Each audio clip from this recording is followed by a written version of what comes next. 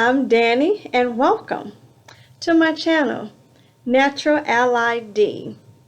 I am a social worker and aromatherapist, and on this channel we talk about all things related to aiding and enhancing our quality of life and overall well-being.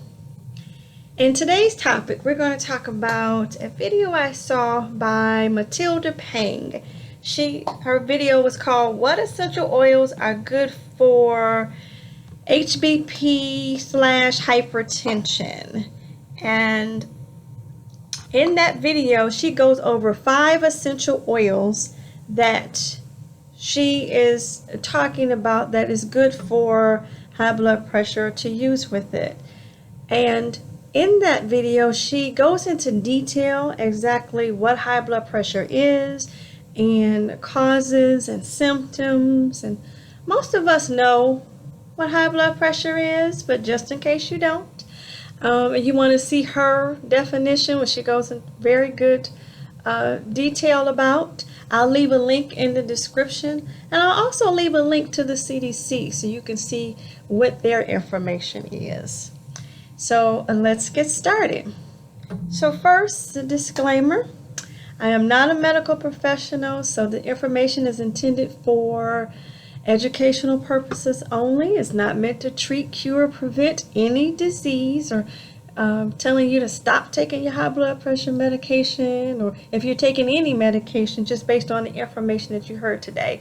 So it's really to provide you and equip you with additional information to be a benefit to you in some form or fashion as you go through your journey navigating HBP or hypertension or pressure, as you hear some people call it. And this topic is really near and dear to me because I don't know about you, but in my immediate circle, I can name at least 3 individuals who have high blood pressure and are on medication. And on this channel we talk about all things related to enhancing our quality of life and overall well-being, particularly in my community. And if there's any information I can provide that's going to be of benefit and to help in any form or fashion, I am here for it. Okay?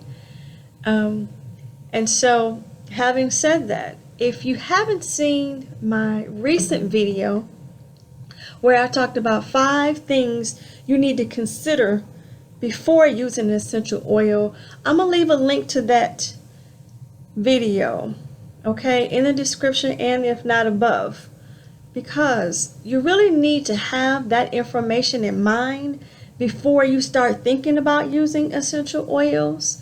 Because one of the key things that I talk about is safety. Safety, safety, safety. I can't say that word enough when it comes to using essential oils. Reason being, essential oils can have or mimic the same effects as prescription drugs. And so if you're using essential oils and you use prescription drugs or homeopathic remedies, you need to be mindful of that. And speaking of which, I'll give you a tip. And if you stay to the end, I'll also share with you additional essential oils beyond the 5 that the other video, Matilda Pang, mentioned. I'll give you at least 12 essential oils that you could use or suggested to be used with essential oils. But getting back, essential oils should be used 2 hours before or 2 hours after you're using homeopathic remedy, over-the-counter remedy, and or prescription medication. So again, it's recommended, or I've been taught that you should use it at least 2 hours before or 2 hours after. Okay? So safety is key.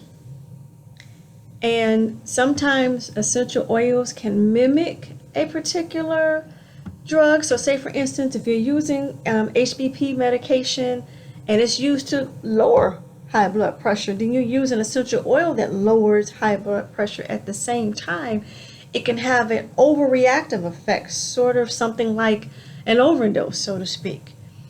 And then on the other end, if you're using essential oil that heightens high blood pressure, and then you use medication that's used to lower blood pressure, it's creating a counterproductive effect, if you can understand what I'm saying. So you really need to be mindful of the essential oil that you're using. So for example, peppermint essential oil is not high on the list of essential oils that should be used by individuals with high blood pressure. Matter of fact, it's not recommended at all. Peppermint increases blood pressure. So if you're using peppermint and you're using HBP, it's being HBP medication, it's counterproductive. It's being counterproductive in your system. So you want to be mindful of that. So being safe with essential oils and knowing what you're using, what the safety concerns are for an essential oil is always key. Okay? So let's see here. And going back to this topic being very near and dear to me, I also saw another video of a wonderful lady by the name of Dee, and her channel is Purple Sage Healthy Living, where she's talking about how she weaned herself off of HBP meds. Now, I highly recommend that you consult with a healthcare professional or work with a healthcare professional who is willing to work with you. Sometimes you need to change healthcare professionals depending on if your goals are counterintuitive. You're like, nope, this isn't the one for me. But going back to Miss D, she mentioned how she weaned herself off. Well, she also talked about in the video that she had a lifestyle change.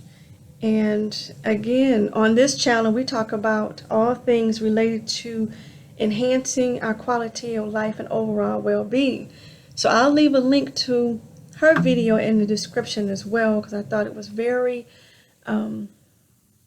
personable, and if it's information again that I can use for my community to present to you as it relates to health, I want to share it. I definitely want to share it. And lifestyle, and essential oils is lifestyle, food is lifestyle. It's all interconnected. So I'll leave a description to her video. You might find that useful as well. So as promised, the essential oils that are suggested that could be used to aid in HBP are marjoram, frankincense, lavender, tea tree, helichrysum, clary sage, myrrh, ylang ylang or ylang ylang, depending on how you pronounce it, basil, lemon, eucalyptus citriodora, and vetiver. So those are some essential oils that you could potentially use to help aid with HBP. Okay, and I'll leave, as mentioned, links in the description for ways that you could use these essential oils, as well as a bonus with detailed instructions on how to create the applications that you may choose to use, because all essential oils can't be used in the same manner. Some can be used in a bath and diffuser and topically, while others cannot. Like, for example, if an essential oil is hot, you don't want to use it in a bath. It's typically not recommended because you're mixing them with bath salts, but the essential oils have a tendency to rise to the top when you're in the bath and you got a hot essential oil, and it causes irritation for your bum and around your waistline while you're in the bath, and that doesn't make for a pretty situation. So really pay attention to the guidelines as to how an essential oil is recommended or suggested it could potentially be used. So I'll leave a link again to the ways to use, how to create the applications, and a list of the essential oils that I just talked about or mentioned, and how you can use them. Now, one of the essential oils is listed as being able to be used in a tea, and that's lemon. Anytime you use an essential oil, I highly recommend that you do it under the guidance of a qualified professional. Let me repeat.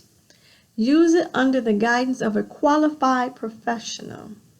Reason being, you want to make sure that the essential oil that you choose is not going to have a reaction to you based on your particular health condition. You may not have one, but you still want to know, okay, if I take it internally, what is the best way to do it? What is the best quality essential oils? That's another thing, and that's a video for another day. Choosing high quality essential oils, not getting an essential oil from your local five and dime. I don't even know if they call it that now. Or your dollar store, if they sell them, or your corner barber and beauty supply. No, those are fragrant oils. Typically that's all they are, fragrant oils, not essential oils. So you always want to get essential oils, high quality, organic if you can, essential oils from a reputable company. Okay, when using them in any manner, whether it be a bath or topically or in a diffuser, you want high quality essential oil from a reputable company. As always, safety, safety, safety. We want to be safe. Okay, please. Thank you. Let's see. Well, if you know anybody in your life who could use this information and you think would be beneficial for them, I appreciate you sharing this video. If you have anything that you want to learn more about using essential oils, leave it in the comments, and so I can see what video can be created to talk about that particular topic. Or if you have any other comment about this video and the information that you heard, I'd appreciate that. If you want to see my next video where I talk about how to create applications for body care. What prompted, I recently saw an article where a body care products or a line of products used as lotions were being recalled. I was like, oh my, okay, but you can create your own. So next video, I'm going to go into more detail about using essential oils for body care in that manner. So if that's something you think you want to learn about, the next time I upload a video, make sure you hit the notification bell so you'll be notified when the video goes up. And I thank you for watching. It's been my pleasure to serve you. Again, if there's anything in this video that that I've said that you have a question about, or want more information, or would like to see a topic about, or just a general comment, that's fine. I'd appreciate it. And if you're so inclined, if you like the video, I appreciate a like. And again, I appreciate you, and it's been a pleasure to serve you. Until next time, bye-bye.